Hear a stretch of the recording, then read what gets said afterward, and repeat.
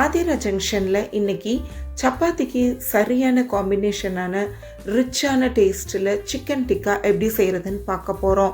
இது செய்கிறதுக்கு உருக்கின நெய் ஒரு 25 ml அளவுக்கு எடுத்துக்கோங்க.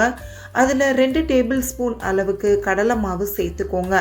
சேர்த்து அதை நல்லா கலந்து விட்டுருங்க.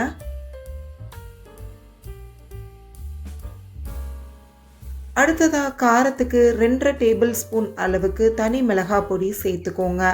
அதையும் நல்லா கலந்து விடுங்க.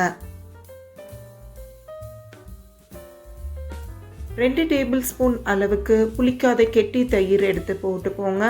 அதோட 1 டீஸ்பூன் மஞ்சத்தூள், 1/2 டேபிள் ஸ்பூன் சீரகத்தூள், 1.5 டேபிள் ஸ்பூன் மல்லித்தூள், 1 டேபிள் ஸ்பூன் இஞ்சி பூண்டு பேஸ்ட், 1/2 டீஸ்பூன் கரம் மசால், தேவையான அளவு தூளுப்பு போட்டு நல்லா கிளறி விட்டுருங்க.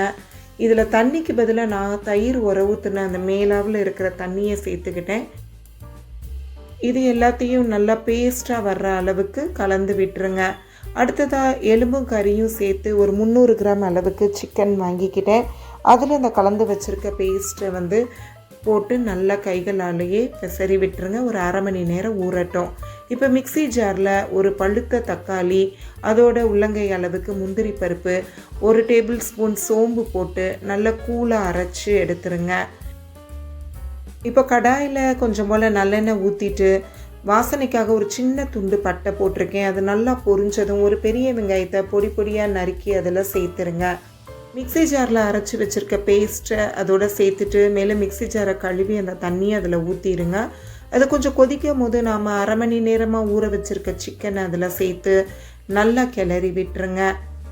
இப்போ சிக்கனை நம்ம கடாயில் வச்சே வேக விடலாம். ஆனால் நான் கொஞ்சம் குக்கரில் மாற்றி வேக விட போகிறேன். ஸோ கூட கொஞ்சம் தண்ணி ஆட் பண்ணிவிட்டு மூடி போட்டு நல்லா 4 விசில் வரைக்கும் மீடியம் ஃப்ளேமில் வச்சு விட்டுட்டேன். அப்போ தான் கோழி நல்லா வெந்து வரும்.